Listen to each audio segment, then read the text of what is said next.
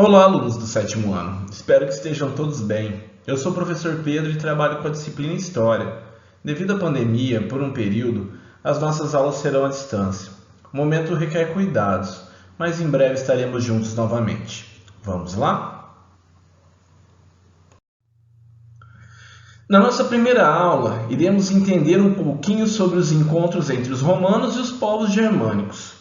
No sexto ano, vocês estudaram a história da Roma Antiga, aprendendo sobre o surgimento, a organização, dominação de outros povos e também viram sobre a decadência do maior império da Antiguidade Ocidental. No ano de 476, o último imperador de Roma Ocidental, Rômulo Augusto, foi deposto por Odoacro, líder dos ostrogodos, povo considerado bárbaro pelos romanos. Para os romanos, aqueles povos que viviam fora de suas fronteiras territoriais e não falavam sua língua, não compartilhavam sua cultura, eram considerados bárbaros. Não ser romano, então, era ser bárbaro. E isso era visto de forma negativa, de forma pejorativa, né? Pois tinha o significado de ser grosseiro, inculto, selvagem. Então, todos que fossem diferentes dos romanos eram bárbaros. Eles não viam sociedades diferentes. Tudo que não fosse romano era bárbaro. É bacana essa tirinha do Agar, que ironiza um pouco essa situação. Ele fala para o filho: Filho, só existem apenas dois tipos de pessoas no mundo: os bárbaros e os não bárbaros. De acordo com quem, pai? Com os não bárbaros. Então, para os romanos só existiam dois mundos, duas culturas. A deles, que era a boa, né, a melhor, e a dos bárbaros, que era negativa, né, grosseira, ok? Só que os povos bárbaros eram diversificados, né, eram diferentes povos. Esses que eles consideravam bárbaros eram vários povos que viviam ao norte, principalmente ao norte do Império Romano, né? Percebam que dentre esses vários povos temos aqui os francos, né? Temos os alamanos, como vocês podem observar aqui, temos os saxões, né? Temos os lombardos, temos os ostrogodos, os visigodos. Então, são diversos povos que configuram o que os romanos entendiam de forma, né, negativa como povos bárbaros. Então é aquela visão de que tudo que era diferente era ruim, era considerado povos bárbaros. Todos os não romanos eram chamados genericamente de bárbaros, mas estes, se vocês observarem esse esquema abaixo, né, eram compostos por diferentes grupos, né, se dividiam em diferentes povos. Na aula de hoje vamos focar nos povos germânicos, composto também por diferentes grupos, cuja cultura foi bastante marcante para a sociedade medieval. Percebam aqui, né, que dessas ramificações do que os romanos chamavam de bárbaros, nós vamos ter os tártaro-mongóis, eslavos, germânicos e saxões. Nós vamos focar aqui nos germânicos. E dentro dessa ramificação dos considerados germânicos, temos vários outros grupos, né? Francos, vândalos, visigodos, ostrogodos, alamanos, godos e burgúndios. Então, não formavam um único grupo, ok? E não viviam da mesma maneira, da mesma forma, ok? Diferente do que enxergavam os romanos. Então vamos conhecer um pouquinho mais sobre os germânicos, esse povo que influenciou tanto a cultura da Europa medieval. Os germânicos viviam em aldeias e a base de sua sociedade era a família.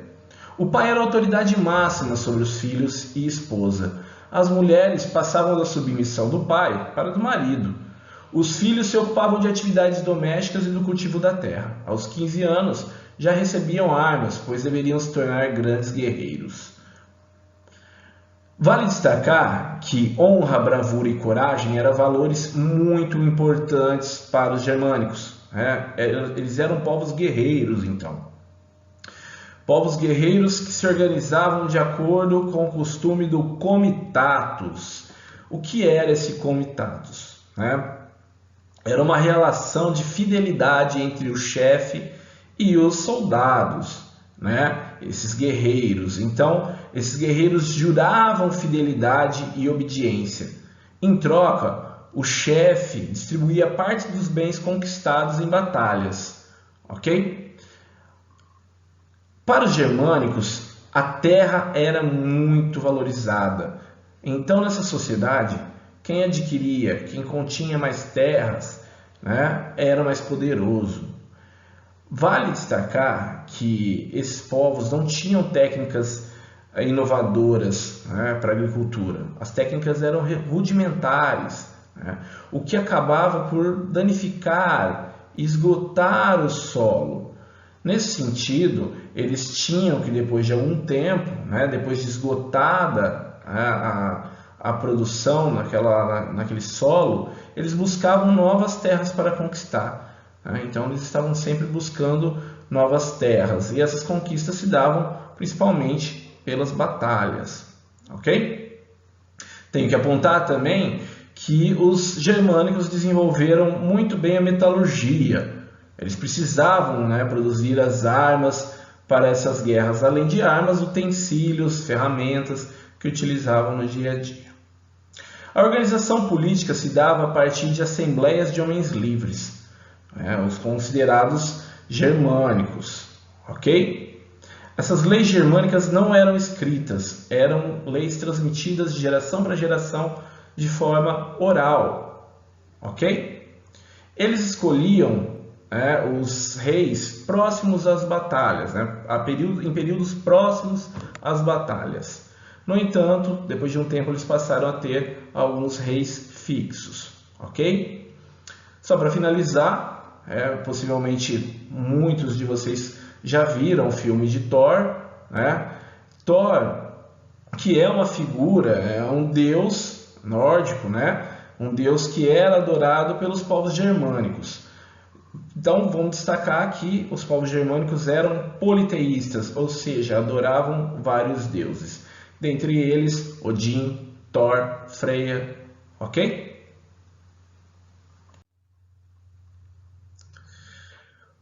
Por muito tempo, esses povos germânicos viveram de forma pacífica, conviveram de forma pacífica nas regiões de fronteira com o Império Romano. Chegaram até a trabalhar nas terras dos romanos. Esses germânicos chegaram a participar do exército romano nas fronteiras. Então, temos que entender que essa convivência pacífica durou aproximadamente até o século IV. No século IV, recordando um pouco do Império Romano, nós temos um período de crise do Império. Corrupção de generais, percebam que a corrupção não é algo novo, na história da humanidade. O desemprego, pobreza, o exército passou a ser mal remunerado. Logo, se você tem um império grandioso, que tem muitas fronteiras, que depende dos soldados para poder proteger essas fronteiras, e você não está pagando bem, remunerando bem esses soldados, isso vai gerar uma fragilidade das fronteiras. E como eu disse, muitos desses povos germânicos, dessas pessoas, trabalhavam também no exército de fronteira para os romanos. Então eles sabiam dessa fragilidade. Nesse período que eles mantiveram contatos, a gente pode pensar em um período de trocas culturais. Por exemplo, o cristianismo e o latim foram incorporados por vários povos germânicos, e palavras do vocabulário germânico foram adotadas pelos romanos, ok? Essa situação só vai mudar então a partir desses problemas internos que eu já citei para vocês, e um fator determinante também foram os povos que vinham da Ásia, os hunos, um povo nômade que passou a ocupar territórios germânicos. Essa pressão então promovida pelos hunos vai ocasionar as invasões, as invasões bárbaras, como os romanos chamavam, mas as invasões então desses povos germânicos em territórios que eram pertencentes ao Império Romano. Então marcamos aqui o século V como um período, né, de invasões germânicas. Parte das populações da cidade buscavam refúgio no campo, o que vai ser uma configuração muito comum daí para frente da história europeia. Com essas invasões, houve uma fragmentação do poder em diversos reinos na Europa. O poder foi distribuído entre os germanos que lideravam as invasões. Vale destacar o ano de 476, que é um marco histórico, considerado o fim da Idade Antiga e início da Idade Média, período que nós vamos estudar mais adiante. Ok? Um período de 1000 anos de história que vai se dividir em Alta e Idade Média, certo? Não podemos pensar que foi uma imposição, né, dos germânicos, uma destruição total do Império Romano, né? Nesse meio tempo, houve espaço para trocas, acertos, rearranjos, que foram dando origem a uma nova sociedade. Então nós podemos pensar em uma mistura dessas duas culturas, da cultura dos germânicos com a cultura dos romanos, ok? A influência vai ser forte dos germânicos, principalmente mais ao norte da Europa. Em regiões mais ao sul, próximo a Roma, cidades como Gênova e Florença vão ser exceções, vão se manter comerciais, vão manter as suas características, ok? Já em terras mais distantes, principalmente ao norte, vai prevalecer a cultura germânica. Um destaque importante, a Igreja Católica, o cristianismo, que começa a se fortalecer entre os imperadores romanos, vai ser incorporada pelos germanos, ok? O ano de 476, como a gente já apontou então, marca o início da Idade Média, ok? Dentre esses povos germânicos, vamos destacar o reino dos francos. Os francos conquistaram a Gália. O rei Clovis foi responsável pela conversão ao cristianismo. Ao se converter, ele deu apoio à Igreja Católica e deu proteção aos missionários que estavam convertendo os pagãos, ok? Assim como a religião vai ser utilizada como fator de unificação desses territórios conquistados. Eu destaco aqui para vocês a atuação do rei Carlos Magno, da dinastia carolíngia. Ele vai ser responsável pela expansão das fronteiras do reino dos francos, que vai configurar, em um império que ficou conhecido como Sacro Império Romano.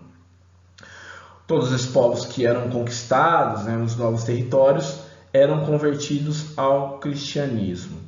Não à toa a igreja viu com muito bons olhos essa figura e entendia que ele poderia ser um grande imperador, que iria unificar todo o território romano, de outros tempos, de auge do Império Romano. Então a igreja apostou as fichas no Carlos Magno. Então ele foi coroado no ano de 800 pelo Papa. Os francos organizavam a sua sociedade a partir das chamadas leis capitulares, ok? E era muito frequente, era muito comum entre esses povos, entre os francos, as alianças com os nobres. Então, o reino, o império, conquistava novos territórios e distribuía parte dessas conquistas a nobres que iam, por sua vez, garantir uma fidelidade e um apoio militar caso fosse necessário. Essa figura aqui ao lado é o Carlos Magno, uma gravura do Carlos Magno.